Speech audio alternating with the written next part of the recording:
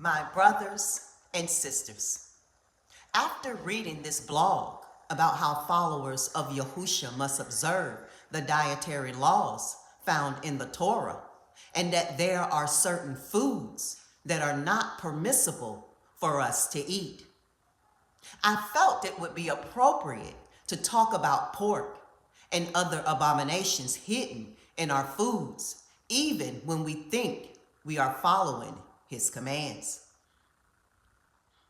They are even hidden in cosmetics, like makeup and lipstick. We as believers have to be careful what we eat because we could be eating unclean foods without even knowing it. Some examples are as follows. Now let me say this first. If you are in doubt about what ingredients are in a product, call the company and get them to clarify it for you.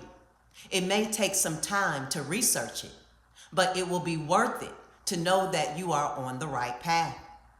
The whole goal is to not indirectly be eating something that Yahuwah said not to.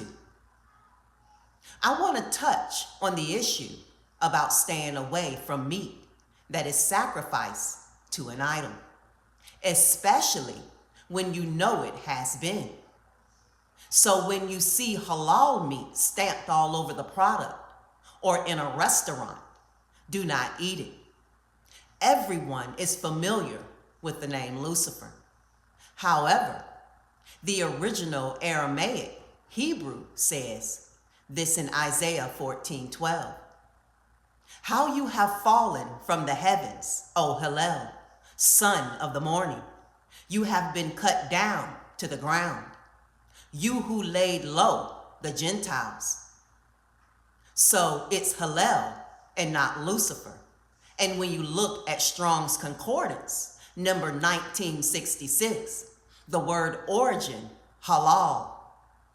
So one of the names of Satan is linked to the word halal, which is more proof that followers of Yahusha should stay away from such meats. Cheese. When you read the label on cheese, you will notice there will be listed enzymes or rennet. Many cheeses are made with animal enzymes, which are used to thicken milk during the first stages of the cheese making process. Though some cheese brands use cow enzymes, you have to do some deep research to find out which kind of enzymes your cheese brand uses. To be honest, most companies that list enzymes, instead of listing which animal it came from, usually means it came from a pig source. Most pizza places, for example, buy cheese in bulk to make many pizzas to mass produce them. They want the most cost-effective cheese for business to make money.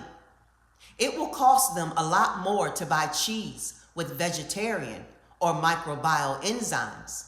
Microbial enzymes are produced by bacteria, fungi, and yeast.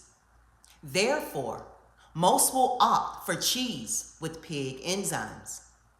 And rennet is the inner lining of the fourth stomach of calves and other ruminants. Be sure to check that it is not coming from an unclean source. Products like Doritos, Cheetos, Welch's grape jelly, Dunkin' Donuts, Crest toothpaste, McDonald's apple pies, and gummy bears contain pig enzymes. Look out for powdered cheese flavoring on chips and store-bought macaroni with cheese, which can contain casein, whey, or animal-derived enzymes. Some Doritos products contain pork. Frito-Lay, the makers of Doritos, uses a pork enzyme called porcine in some of their products. The Frito-Lay website lists a lot of products they say does not contain pork, although they cannot guarantee that for the products they sell in other countries. My question would be, if they cannot guarantee that pork is not in their products in other countries, then how can they guarantee it is in America? I would be cautious with such products, if no other reason than the many artificial colorings and flavorings. Research has shown that many yellow lake dyes in food are linked to ADHD in children. If in doubt, always call the company and ask them and get more information. Even better, take it to our Father Yahuwah in prayer. Bread. Pre-made loaves of bread from the grocery store, bagels, breadsticks, etc. Most bread that is purchased from the store and even bakeries are made using a dough conditioner called L-cysteine, which are certain proteins gathered from the hair and follicles of animals, including pigs. Some sources say that L-cysteine contains human hair as well. Make sure you read the labels, and if you are unsure, call the company, because they will use scientific terms to hide the names of the items used. The regulations for our food is so loose that manufacturers are allowed to manipulate terms and lead people astray. If the package said contains pig hair follicles, would you buy it then? The same way the word cellulose is another word for wood pulp. Fast food grease. Be careful that they do not fry their foods in lard, because lard comes from pork fat. Jiffy cornbread mix is unclean because it contains lard as well. Also, look out for words like collagen, skin and connective tissue, in Altoids, gummy candies, and Starburst. Keratin, also known as PHK, is pig hairs, feathers, hooves, claws, horns, etc. Marshmallows and Jell-O contain gelatin, which comes from a pig source made from bones, cartilage, tendons, and skin of the pig. Mono and disaccharides are food additives used as an emulsifier for commercial foods. They derive it from a fatty acid called E471, produced from vegetable oils. Although animals' fats are sometimes used and cannot be completely excluded as being present in the product. This additive is found in breads, ice cream, margarine. I can't believe it's not butter. Some peanut butter, Mission tortillas, Nestle cocoa, Country Crock, Blue Bonnet, gum, shortening, whipped toppings, marshmallows, and some beverages. Be careful what you pick up and eat, and if you are unsure, then call the manufacturer to determine if they are using a vegetable or animal fatty acid. Some other items would be seaweed, aka carrageenan. Seaweed grows on the rocks in the water, making it an algae and not a plant. Genesis 1:29, Yahuwah says we can eat any seed-bearing plant. Most companies that label foods kosher call seaweed a sea vegetable, when algae does not produce seed according to Yahuwah's command. Seaweeds are also known as kelp and is not grouped with plants. However, because it lacks the cellular complexity present in plant cells, seaweed contains toxins because they help filter the water and keep it clean, just like the crabs, lobsters, oysters, and other unclean sea creatures. They also contain microscopic seahorses and sea urchins within them, and we know that seahorses are unclean within themselves. Also, seaweed is considered a living organism in the water, and Yahuwah said in Leviticus 11:10, "But all that have not fins and scales in the seas and in the rivers, all that move in the waters, or any living creature which is in the waters, they are an abomination to you." A lot of red candies, natural red 4 or E120, for example, contain a dye made from extracts of dried bodies of the Coccus cacti bugs listed as carmine, cochineal, or carminic acid. This is a scale insect with a shield-like scale. These are six-legged bugs known as crawlers. And Yahuwah says in Leviticus 11:20, all flying insects that creep on all fours is an abomination to you. Only these you do eat of every flying insect that creeps on all fours. Those which have jointed legs above their feet with which to leap on the earth.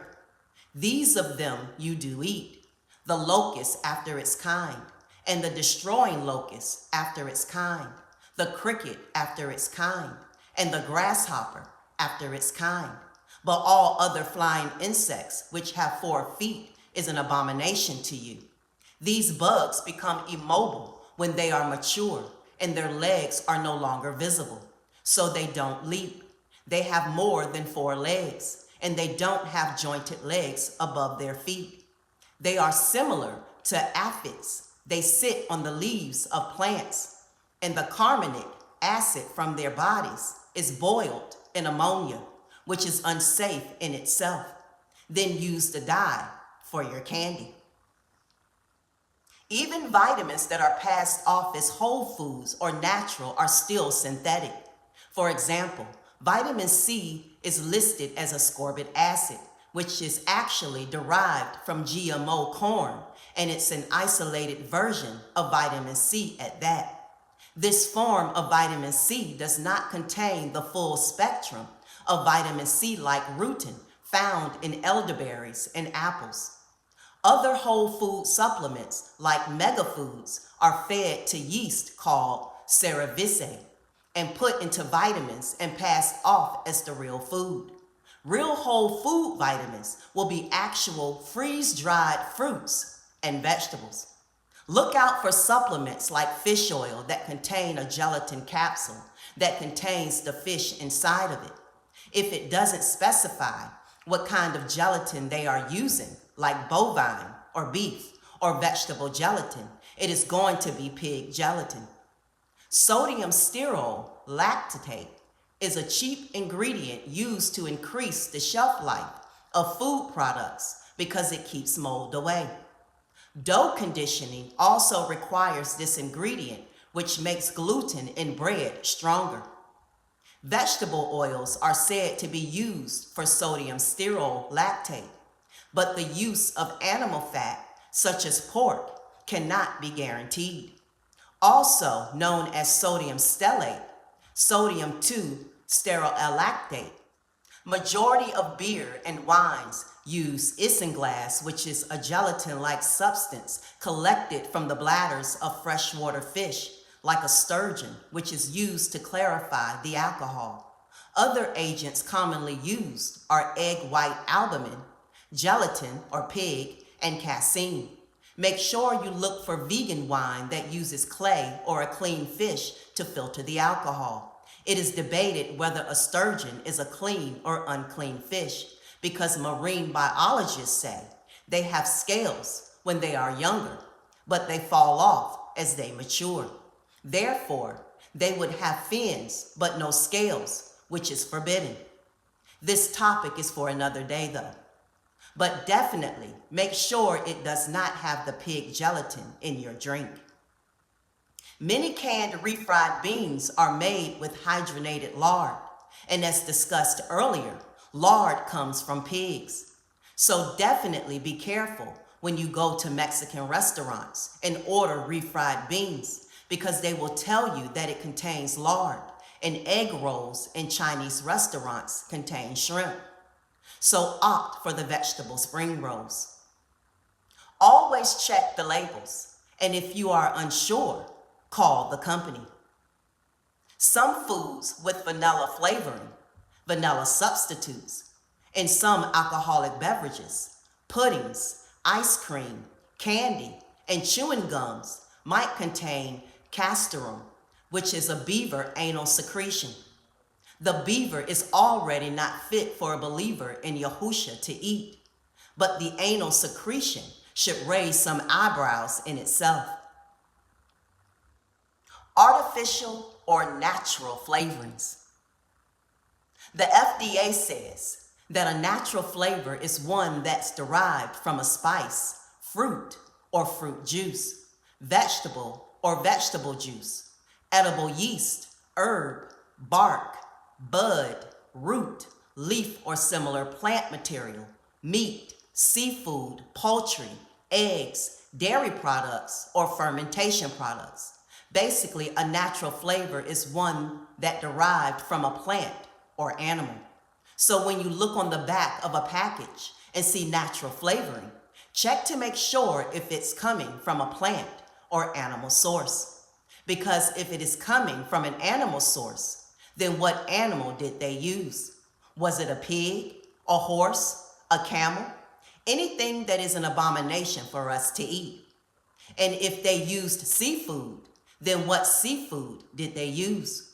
Most times when people refer to seafood, they are usually referring to the crustaceans of the ocean, like shrimp, crab, lobster, oysters, scallops, etc. So I would definitely check with any company before consuming these products. As for artificial flavoring, we know that is exactly what they advertise it as, artificial. It is a science project that they cooked up in a laboratory and isn't natural to begin with. According to Daniel Gritzer, a culinary director, it says artificial. Well, for starters, it has the word artifice, and all is implied deception and trickery practically built right into it. The root of the word is deception. Because it is not real. As always, I pray that this has been a baraka to you as you walk with Yahusha and can now stop indirectly eating abominations. Please share this with anyone who is unaware of what they are eating, because this is an important topic. May Yahuwah barak you in Yahusha's name. Shalom.